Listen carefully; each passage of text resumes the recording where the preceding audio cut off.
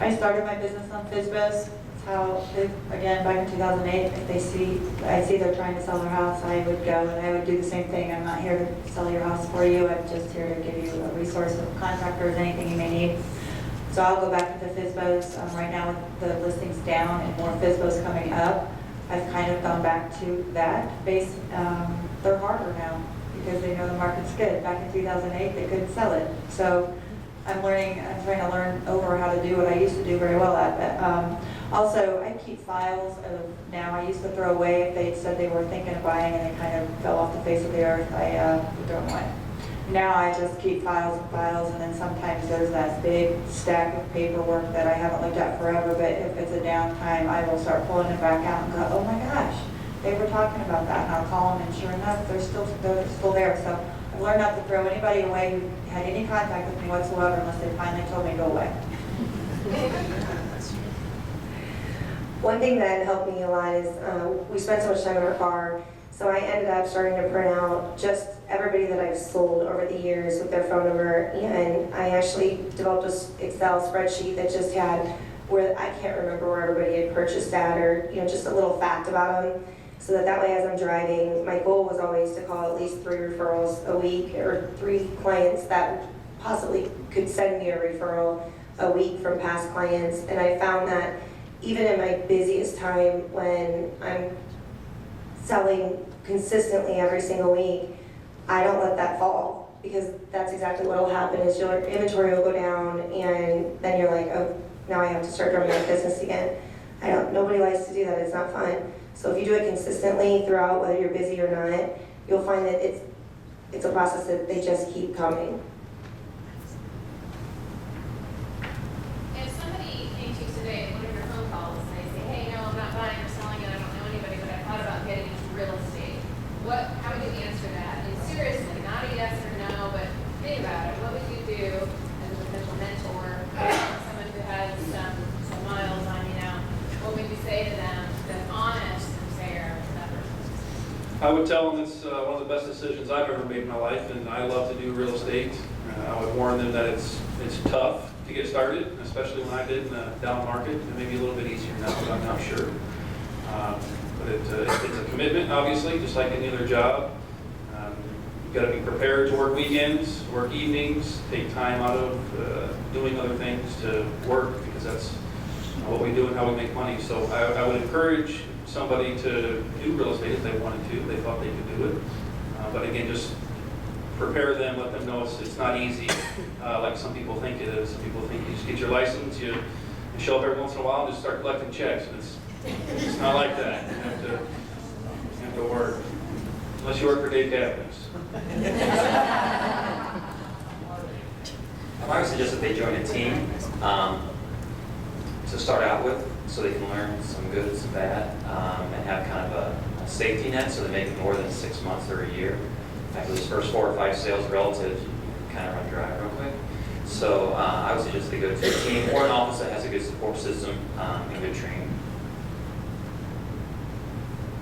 I always ask them why they want to get into real estate, because I think with HGTV and all these other ideas out there that people have this romantic feeling about real estate, and I just ask them why.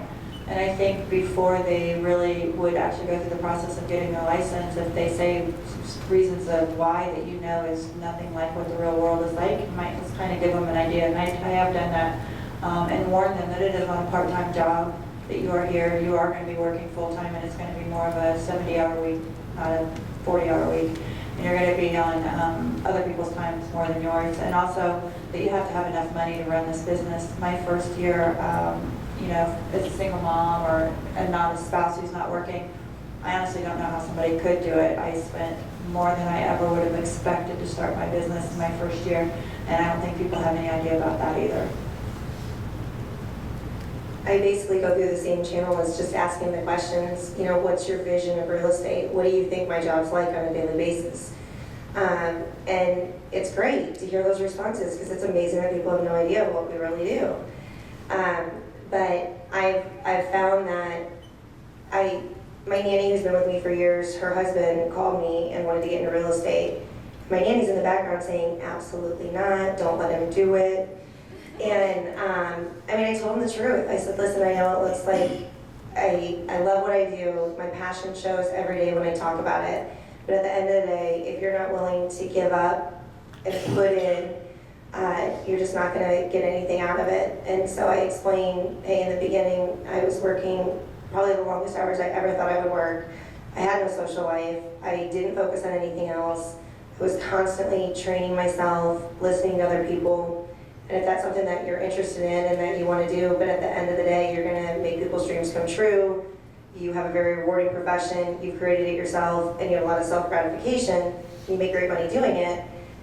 It all correlates. And so a lot of times they just don't realize the amount of time that you spend. I agree with finding a company that's going to help provide you leads in the beginning, because the first few relatives that you have or friends, just they don't last very long. You have to have a next step as to who you're going to sell your next home to. So it's not about looking at pretty houses and helping people? Yeah. Right. There's no problems ever. Never, sure, there's no negotiation going on. Okay, we only have a couple minutes left here. How about, what, we're gonna wrap up, I wanna be, do is read through your comments too. But look at your next week, what are you gonna do that will stay out in front of your clients? What's in your agenda for this next week? Something new, something tried and true, and then any last closing remarks? The first plan for this coming week is to get caught up, if I can. Stay in front of clients, to set up drip campaigns that Carpenter provides to us. It's pretty easy to do. Also call clients, text clients, just, hey, how you doing? How you been? How's the new house? Or, how's the kids? It's something about them, just to remind them that you're still there. And just because the deal is over, you've got them in their new house, you're not gone, you're still a resource for them. So whether it is 1 year or 10 years when they want to sell their house and move again, they still remember you. They don't just remember you as a real estate agent, they remember your name. In closing, I would say that just, the agents out there that are new, just keep working it, show up, use the tools that your broker provides to you, and sometimes you'll feel like you're getting nowhere, but just keep working, put in the hours, and it'll pay off. Well, I call all buyers and sellers on Thursdays, once a week, to keep in touch. But I wrote a list of some ways to keep in touch with clients. You can send them a monthly mailing through the Postal Service, your email mailings that most of our companies have already on a drip campaign. A thank you call the day after closing, 30 days and 1 year. A thank you note written, I guess after you close and sent within 2 or 3 days. Take your past clients out for coffee or lunch. Inform your past clients on voting topics like referendums, what it means to them as homeowners. Any changes in property taxes, which was good a couple years ago. Call to remind them about mortgage exemptions. Send them a CMA once a year and follow up with a phone call to them to explain if they went up or down from last year. Send your HUD ones out in January for past transactions for last year. Then ask if your current your past clients want to be set up on a property link search for their neighborhood on a once a month drip campaign, so they know what's going on in their